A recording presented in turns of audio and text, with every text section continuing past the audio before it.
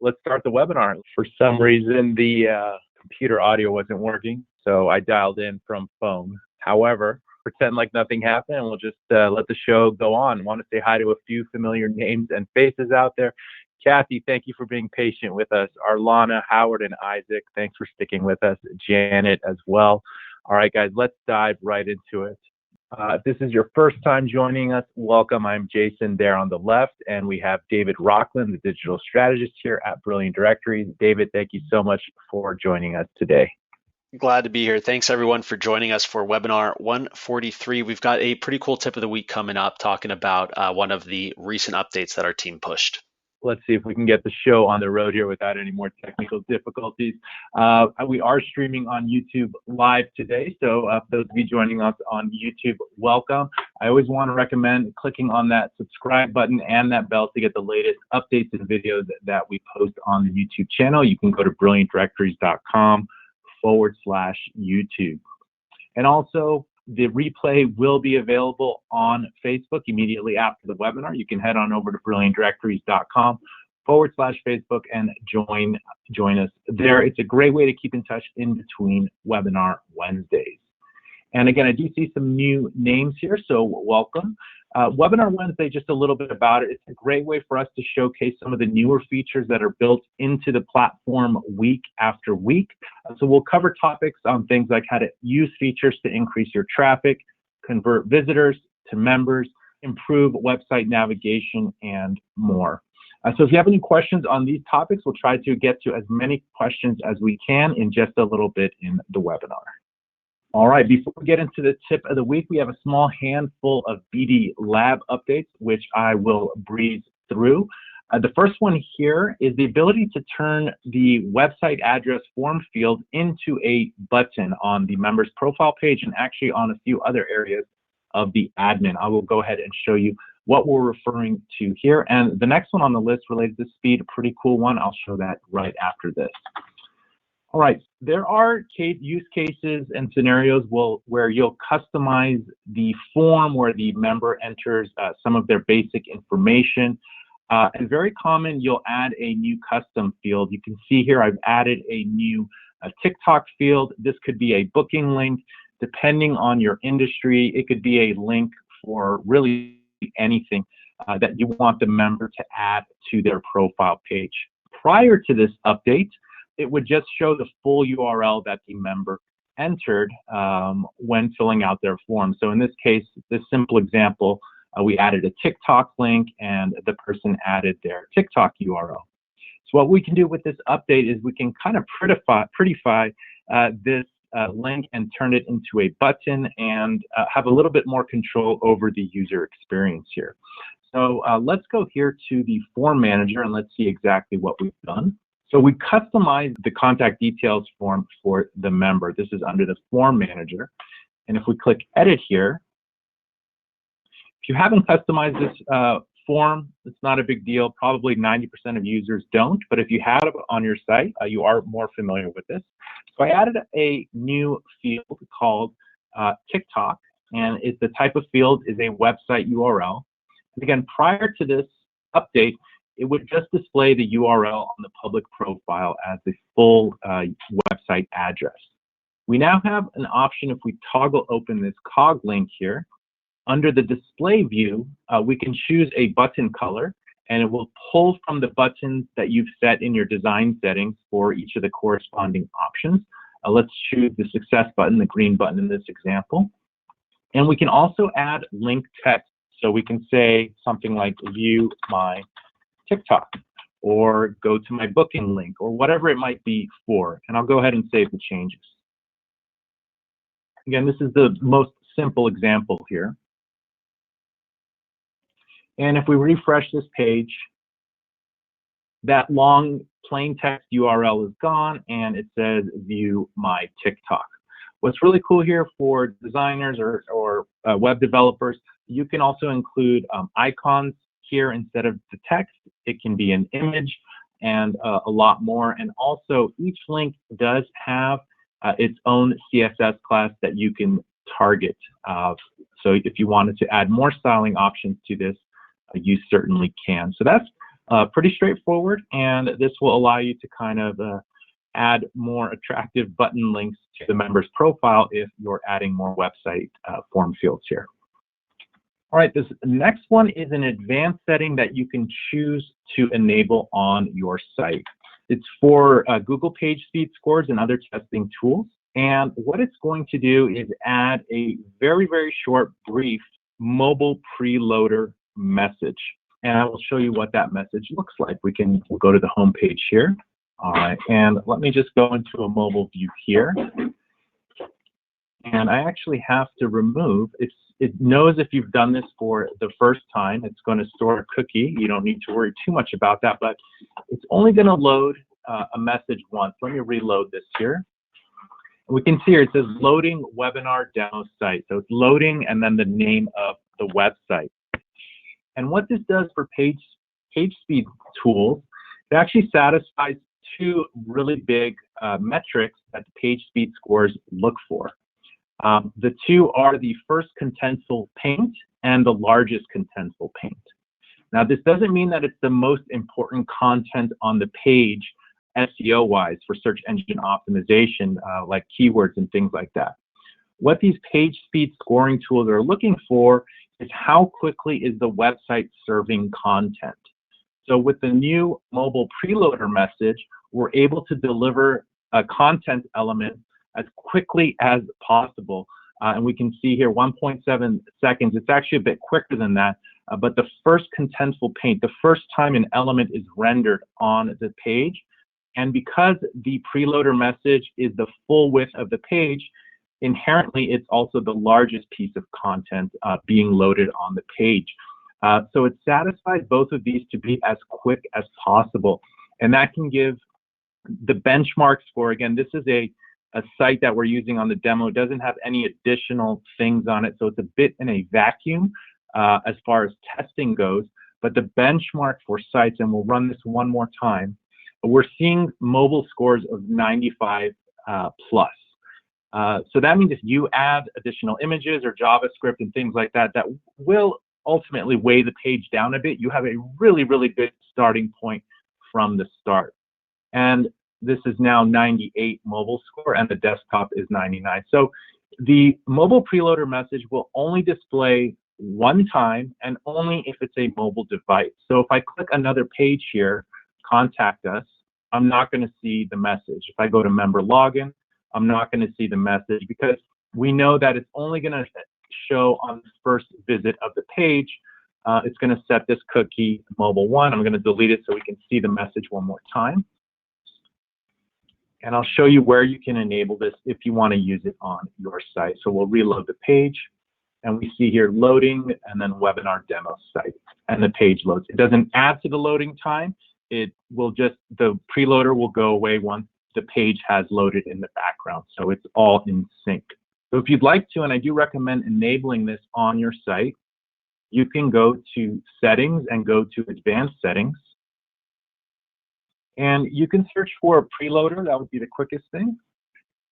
All the advanced settings related to front-end optimization you can search front-end optimization here in the keyword search tool. The keyword search here, you'll get all the options.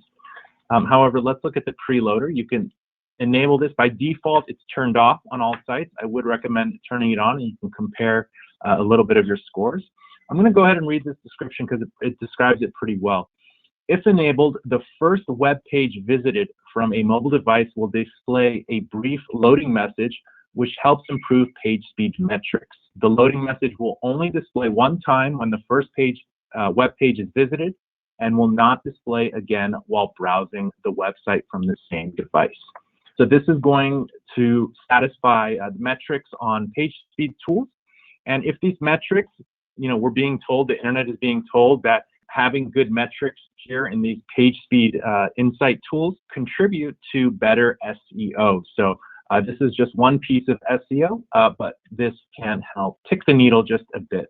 I don't think everyone's going to get a 98 score, again, because you can add whatever custom content you want to your Brilliant Directories website. You may be adding things that lower the score a bit. However, you'll have a really strong starting point as a benchmark when starting out with your site. Oh, and one more thing related to this. There is a text label. If you want to change the message where it says loading and the website name, you can modify this. I wouldn't recommend adding anything that goes more than, that would be more than one line long. But if you search for preload here as well, so what we have here is we're actually loading a font awesome icon. That's that spinning icon. And we have the loading, and then the website name is a variable. So it says loading website name and the font awesome icon. It just adds a little bit of animation, and it doesn't affect the scores at all having that there. So you can search for preloader in the text labels if you want to change what this says. However, I think the default should be fine. Again, a user from a mobile device will only see this message one time. All right, and the next one is actually going to be part of the tip of the week. We've released the Embedly toolbar option for the text editors. This makes it possible to drag and drop embeds from over 700 solutions into your web pages and blog posts and things like that. It's super cool. We've tested it out today, David and I. Let me show you before we get into the tip of the week. I'll just give you a sneak peek of what this can do and what it looks like. So we'll go to the web page builder as an example. And let's go to Twitter real quick and grab a tweet. All right, this is from the Brilliant Directories Twitter, and let's take this tweet right here. And we'll create a new web page. And I'll just say tweet as the name. And so what you'll start seeing is this little share or embed URL icon in your toolbars. You'll see it everywhere in the admin, and then the tip of the week will show you how to enable it for things like blog posts or the text editors your members might have access to. What's cool is you can just go ahead and paste it. What I like to do is maybe put it in a table and then embed it in here. You can see here, here's the tweet. Just drag and drop the link. It actually works with web pages and everything too. Here's the Brilliant Directories website. I actually haven't tested this, but let's embed this. I think it grabs the schema markup of a page. Maybe I could be wrong. There you go. So it just grabbed like a snippet of what that web page is. So if you're writing blog articles and you want to reference something from CNN or Forbes or something, you can just copy and paste the snippet, and it will link out to it as well. But it can help create, richer content and pages. Let's go ahead and save this and see what it looks like on the front end. And I've tested some of the options. A few of them are a bit finicky, and a few of them work really well. Let's go here. There we go. So we can see the just sharing the homepage of Brilliant Directories there, and a Twitter feed post as well. So we'll cover more of that in the tip of the week that's coming up. And also coming soon down the line, very excited about these, more API updates in Zapier, the ability to import member leads into your BD website. We're really excited about this. Many people want to create custom lead forms using like Jotform or Typeform because they have smart or conditional fields with them, and you'll soon be able to import them into your BD site as well as embed them on any other website properties you have. And you'll be able to hopefully capture more leads that you'll be able to either sell to your members or distribute to your members for free. Also coming down the line, also related to the text editor, the ability to add ID tags to some of your title headings. What this is going to allow you to do is, we've seen on blogs when at the beginning of the blog there's like a table of contents, and you can quickly click on one of those and it'll take you further down the page to that section of the article. This is also good for SEO and also the user experience. If you have pretty long articles with many sections, it can help the user get to the information they're looking for from that article. This is a super cool one. The ability to set default text labels in another language. We're going to start with Spanish. So with the flip of the switch, let's say you have a brand new BD website and you want it to be, in this example, Spanish. You'll at least be able to set, I think there's about 1,500 text labels. So up until now, you've had to go through them manually one by one. You'll be able to flip a switch and all the text labels, the default text labels, can be switched into Spanish. There's probably a few other things you'd want to translate on your site, but we're going to start with the text labels, and we're going to start with Spanish. and then we'll take it from there after that phase one. I can foresee some of the default email templates, being able to translate those with a flip of the switch, and a few other items. But this is our first step there. So our international users, you'll be able to more easily translate your BD site when starting out. In addition to that, huge shout out to the development team. They've pushed a huge swath of speed and security updates that we don't even mention here. There's just too many, and they're too granular and specific to mention. But a shout out to the BD development team and to you guys for all the suggestions that you send to the support team and in the Facebook group.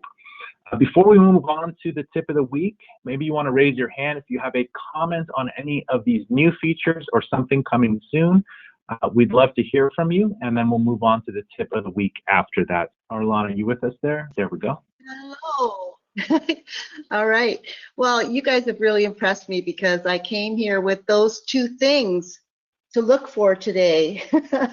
I was looking for custom field to add. I recently added a nonprofit, and I was sponsoring them for an event. So on the page I did for them, there was a lot of links to sign up for things and to a map that they've created of the area that pets could go to. So I was wondering how I was going to do that. So I think even the being able to add things to the page itself, like the map and that kind of stuff. So hopefully that's all going to work for that. Yeah. Hopefully a large percentage it will work just by dropping it in. I've tested it again. Some things are a bit finicky, but what I've seen is pretty promising with that. It seems super straightforward for a lot of the 700 solutions that they offer. That's great. Well, I will definitely give it a look. The other thing that I was going to ask, and this may have covered it as well, is some of, like when I'm working with holistic wellness people, they quite often have certifications. So they'll have, like a logo that comes from the university or the school or whatever that they graduated from, and giving them different modality credentials. And I was wondering how I could post them onto their profile page so they would be more prominent. Now, perhaps I could use this new, the part you were just showing us. Could that be added in, that little share? Is that going to be accessible on their main profile? Like you could go in the About Us or the first section that shows there on their page? Right. So a couple things. If they're images that they're provided, yeah, they can certainly put them in the About Us section. If they're certificates that link to the official websites, like their certificates websites, where you can see the person's name, then this first new feature here, the turn website address form field into a button, instead of text, you can use the image there and link the image to their certificate. And even more, Arlana, I don't want to get too much into this, but if you're asking them to verify, and let me go to the form manager here, just a moment. If you're asking them to provide this proof of these certifications as verification, because you don't want people to just add certificates that aren't real to their profiles, you could make the input field admin only. And we covered this in a previous webinar. So they can email you or use the file upload in the verify, when they can verify their listing, and they provide the official documentation of their certificates, and only you, the admin, can then add those links or those things to their profile. It might sound a little ambiguous about what I'm mentioning here, but basically they provide you with their certifications, you validate and verify them, and then you manually add them to their profiles for them. You can charge a fee for this. This could be something for only your higher tiered members. Maybe it's a service you include in the higher tiered plans. But that will also add a level of authenticity and credibility to your website that those additional verifications are taking place, rather than letting anyone add whatever they want to your website beyond their basic listing information, such as certifications. So thank you for those questions and comments, Arlana. Definitely appreciate that. All right, guys, let's move on to the tip of the week. Now that the Embedly update is pushed, we're super excited about this. It definitely goes hand in hand with our goal of creating more data portability and more integrations into the BD platform, being able to embed content more easily into your web pages and posts definitely goes along with that. So David has created some amazing use case examples of how you can imagine Embedly working on your website. So if it's okay with you, David, may I pass things over? Absolutely. As Jason mentioned, it's a pretty straightforward tip of the week here that we have this time around. But first, let's quickly go over what Embedly is. It's a third-party tool and service that lets you really easily add rich and in some cases interactive media to both your web pages as well as your posts from over 700 sources, or what Embedly calls providers. And they are updating that constantly and adding more sources. This really does allow you to add more of a resource hub feel to your website in order to distribute more information to your members and your website visitors. And one of the biggest benefits to using Embedly is, one, it's completely free. You don't need to pay for it or sign up for an account with them. But two, you can embed content from pretty much anywhere online without having to dig and try to find an embed code, going into the code view of the web page or the post editor or anything like that. You just copy the URL of the piece of content you want to embed and open up the Embedly tool within the text editor, paste in the URL, and that's it. So we'll go through some use cases and show how this is all done, but it's all very straightforward, and Embedly takes care of all of the embedding aspect of the content to make sure that it's all displayed very nicely. And another huge benefit about this is if you want to provide this feature to your members, you can do that as well. There's an advanced setting in your Brilliant Directory site where you can choose which text editors will have this Embedly functionality. So you just open up that advanced setting, check off whichever text editors you want to have the Embedly button in the toolbar, and that's pretty much it. So we can definitely see this being very useful, not only for the website admins when you're posting blog articles, updates, news to your community, but also to your members, especially if you're allowing them to publish content on your website. Yeah, and I know you have the advanced setting here. I'll just quickly go to it in the admin area. So where you want to go is Settings, Advanced Settings. And again, using the search keyword here, we'll just search for Embedly. And by default, these are all turned off. Again, with newer features like these, we don't automatically add them onto the site. The one for your blog posts would be the bottom one here, the one that accesses the media manager images as well. So if you want at least the website owner who's publishing blog articles to the site to have this in the editor when they're logged in as a member trying to create a blog post, at least check this bottom one off here. And the other three are editors that your members would have access to. For example, when they're posting an event or their About Me section and things like that. If you're allowing them to share links, live links in those descriptions and sections, I don't see anything wrong with giving them the ability to embed things like tweets and whatever other things Embedly offers. But if you just want to start it out and test it out yourself, just check this bottom one off here. And it'll automatically be on the site. Let's actually look at it together on the site before we get into more examples, and then we can move on with the use cases. So let's edit a blog article here. Just edit this sample post here. Okay, so we're editing a blog article, and we can see here this kind of share icon here. We've actually done three share using a table, something from Flickr, something from Facebook, and something from CNN. Right here, you'll have the embed, the URL to the embed option here for Embedly.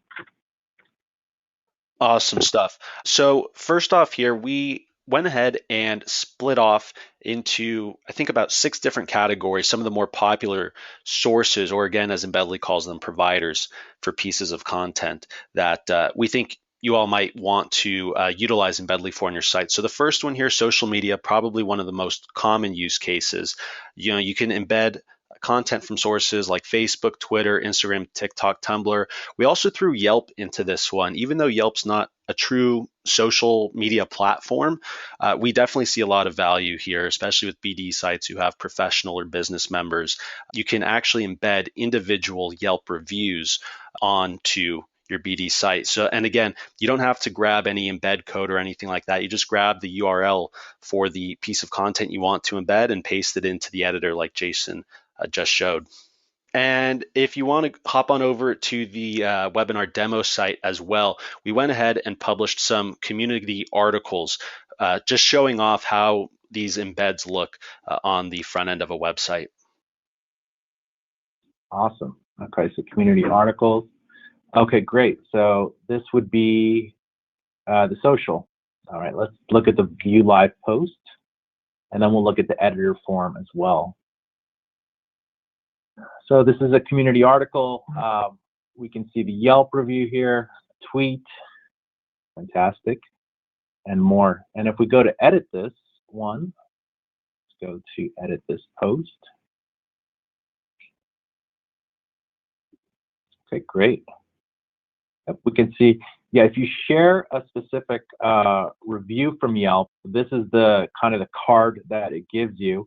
It's not just the individual review, but it says read more on Yelp as well as the overall reviews for that business.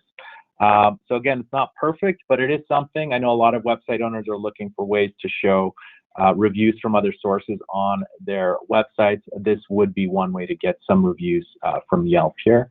And then I see here you have the Twitter as well. Very cool.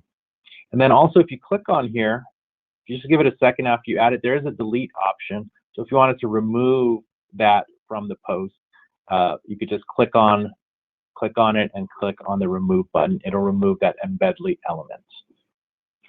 Excellent. The next category here, news and media, probably pretty important if you're trying to provide real-time content or information to your community. So you have the basics, ABC, CBS, CNN, Fox, Reuters.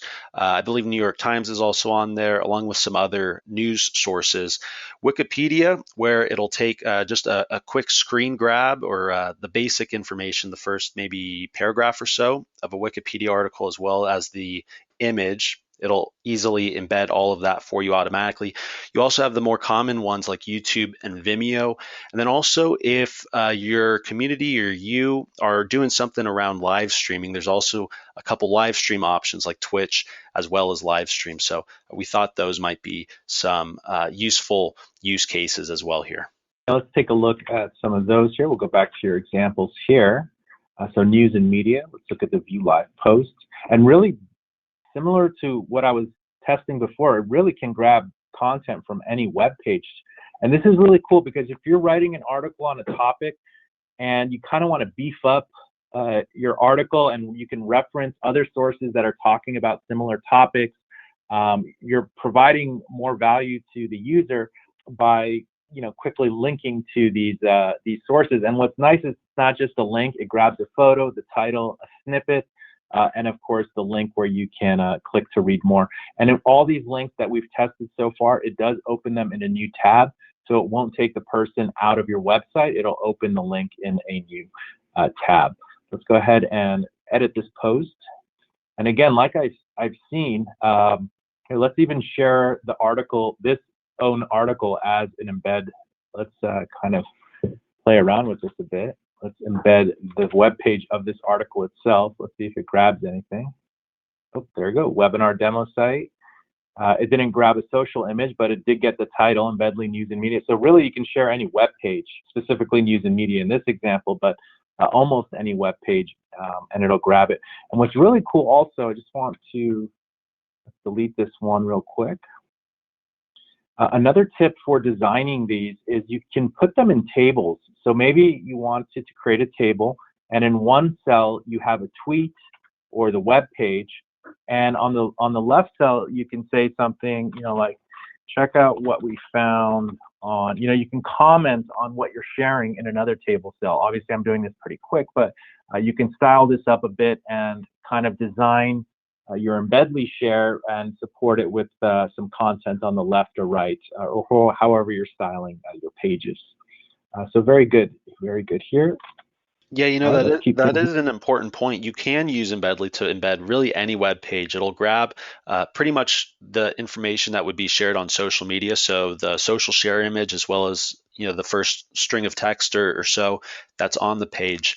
And then as we move on to some of the more other use cases here, you'll see that some of these websites that actually have integrations with Embedly, they start to become much more interactive, the embeds themselves.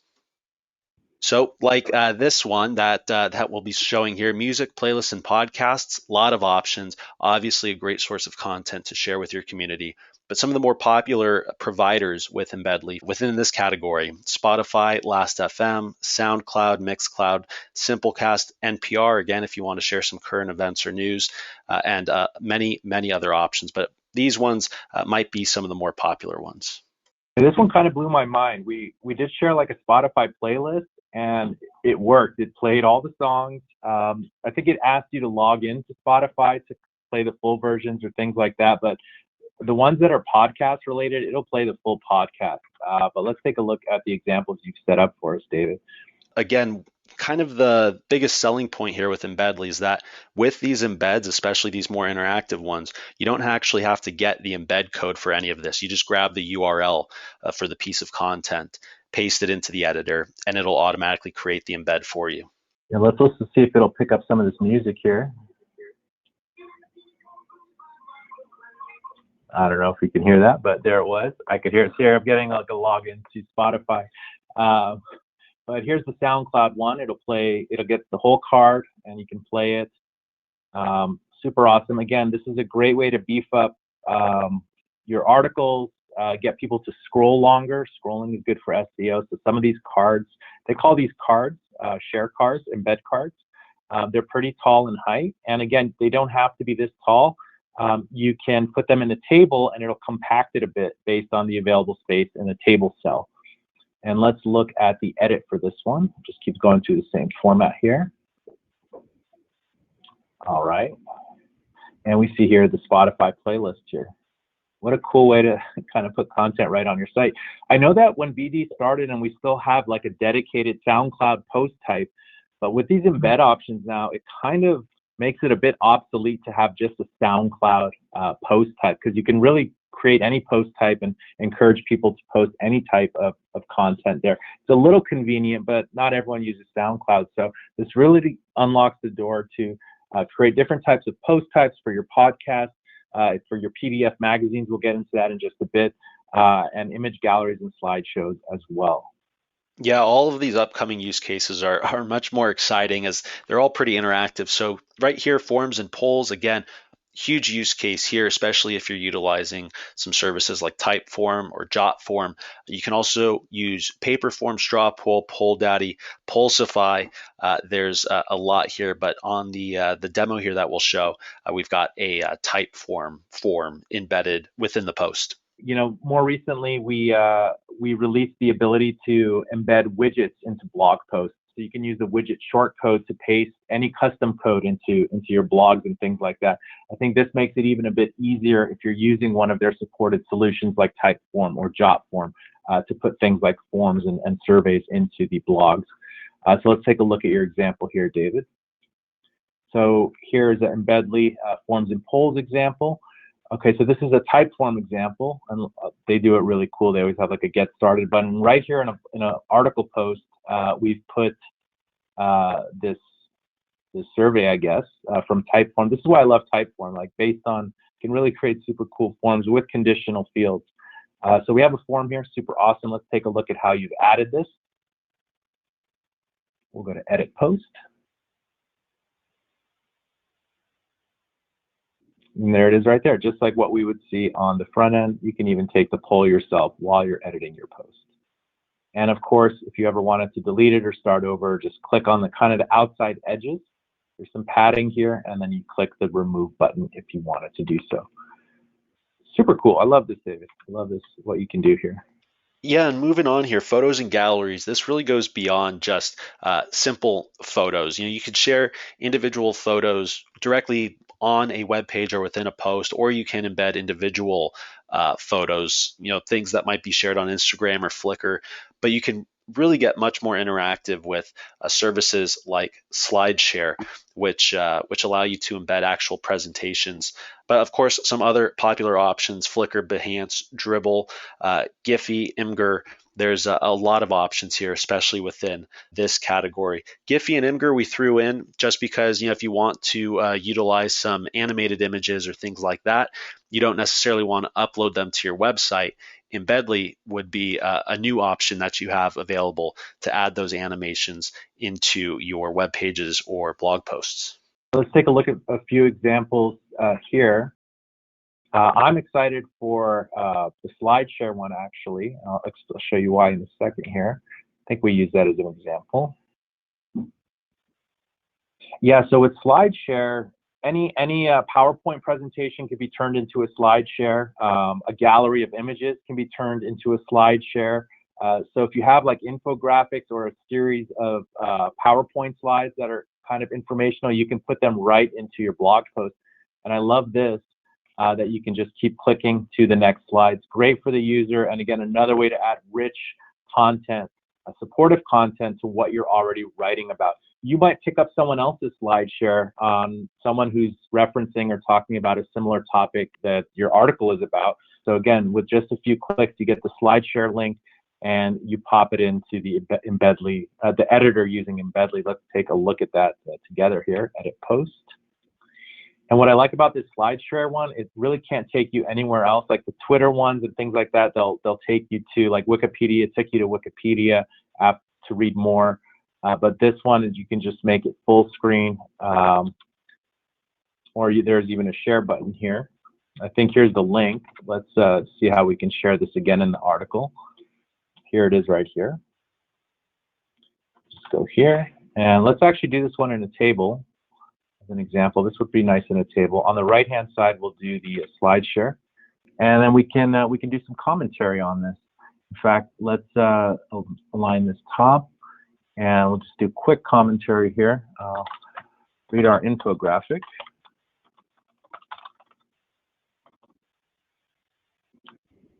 Give this title.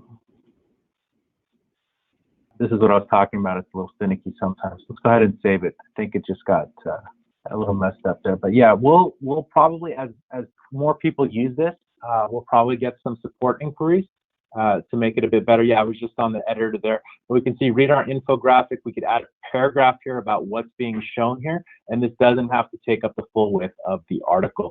It can just take up a smaller snippet here.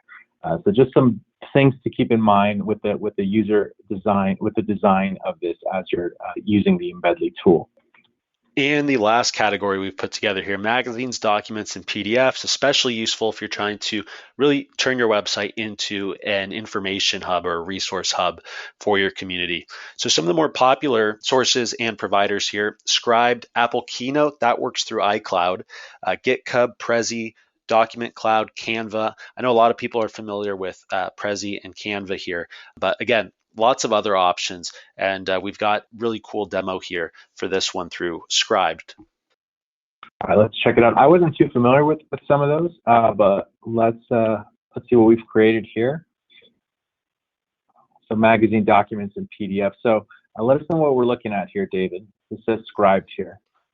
Oh, wow. So this is just a document that was on Scribed, and you can see through the Scribed integration with Embedly, it really allows you to embed the entire document. So you can provide documents. There's also a lot of magazines on Scribed in this specific example, but you can provide these documents to your members in full right on your website. You don't have to upload the documents to your site, and your members don't have to leave your website to actually view the content. Super cool. It's like the entire PDF file or whatever version of that is being printed in right here without having to leave the site, just like you're saying. So this is 90 pages right here, just on one single article. So yeah, this is kind of like that SlideShare, but instead of going from slide to slide, you get to scroll down all the way. Super fast too, by the way, that it loaded. I guess they've kind of taken care of some of that stuff. And then, oh, you can see the full screen version here. That took us away from the site, but it opened a new tab though. I guess that's how they do the full screen. Oh, because it's a PDF. So it's opening the PDF right here. Got it. Very cool. Super awesome, David.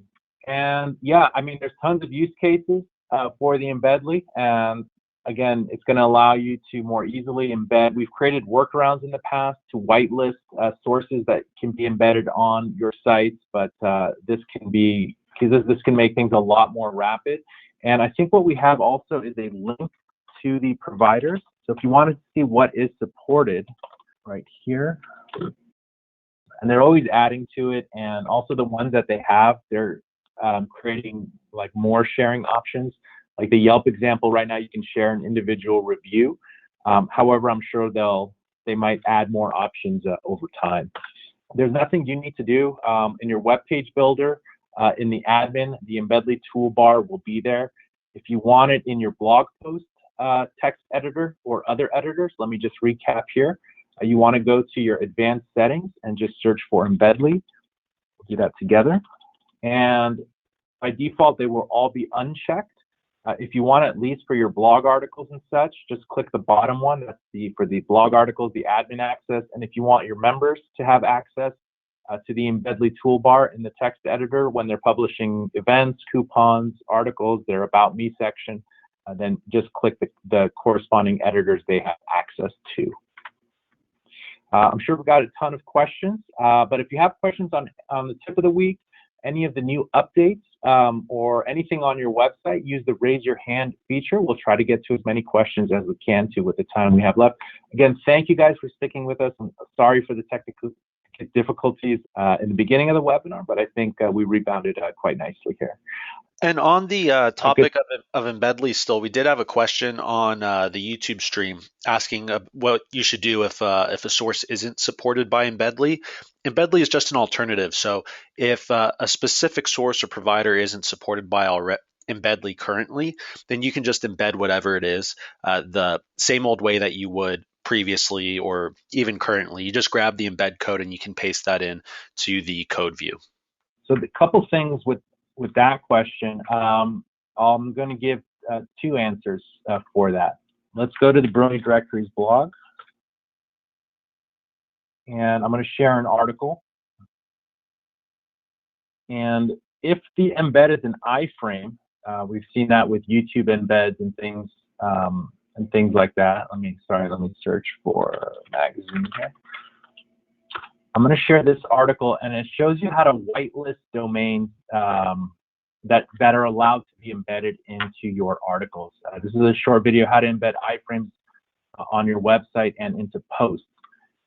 You're going to have to first white label embeds from that domain. You don't want your members or other people to start embedding stuff from sources that aren't allowed. So this is an easy way to allow them, and it also shows you how to embed them. And then from previous webinars, if the embed code is, again, something more complicated, you can turn it into a custom HTML widget. I won't do it on your site. Coletta will leave here right now. But what you can do is go to the widget manager, and you can create a new custom widget with the embed code in it. And then you can copy the short code and drop that short code into the blog post. So those are a couple ways that you can embed things that aren't just drag and drop or sharing the link in Embedly, ways to embed. All right, let's see who else has their hand up here. How you doing, Stephen? I'm good. How are you, Jason? Pretty good, pretty good. How did you like the webinar so far today? Awesome as always. Enjoy them, Awesome. Learning a lot. Hey, I have on Board Certified site, I have in my dashboard, we have people that enter in data all the time, membership updates. And the way we check them as a management group is we used to go to the login date range and just put in the date, and anytime anybody would enter in, let's say 100 updates a day, we could easily bring them up and see them and then review them and check to see if they're entering them properly. It's no longer working for us. Is there another workaround for that? Somehow we can check our staff's work? So if we go to you're referring to the activity tracker? Well, in the dashboard, yeah, there's a, there's a search feature, search members, and we used to go to the login date range and put in a range like today. So they would have made Right. 100, each employee would have made at least 100 changes, but we want to make sure they're entering them in properly to review them. Got it. I think a while ago, if I'm correct, it stopped tracking, like when you go to log in as member, it stopped tracking it as like the member's login, because an admin might log in many times, but it's not the real members. It's not a real login from that member. That's correct. So for the majority of users, it used to track login as member, and then it would show the last login right here, the last login date and time based on the admin's actions, which really isn't correct, because it's not that the last time the member actually logged in. It's the way the admin's going to make it. Let's look at the activity tracker. That might be a way where you can see some activity. Here, you might want to search by IP address of the or the email address. That might be a way to search the activity of your staff and what they're doing on the website. Because there's also categories here. You can see profile information saved and things like that. So I'm not sure it's exactly what you're looking to do, but it might give you some direction, especially with the IP address. That will for sure. I know that's an extra piece of metadata you might not have handy right now, but it will be the most precise way to see the activity that your staff is doing while they're working on the website. Yeah, so basically before we would bring up, let's say, if there was a hospital group, there would be 1,100 members that we would enter in, for example, put them under a special code, and then we would change all the data equally across those 1,100 members. I wrote a code to do that. Now, at this point, we can't do that, I guess, because we just can't pull them all up at the same time. What would you bulk update with all the members? The company name, hospital name, address, telephone number, fax number, website, and all that. And you would do that from the MySQL? Yes, we wrote a routine in that. Oh, there might be something you can do if you go to the MySQL. I think under users data, it has like a revision timestamp, the last time they saved any information. I don't know if that would mean that your staff worked on their account, right? Yep. Okay, so if we go to users data, let me just search for, sounds like you're from the, let me search for timestamp of some sort, just a second here.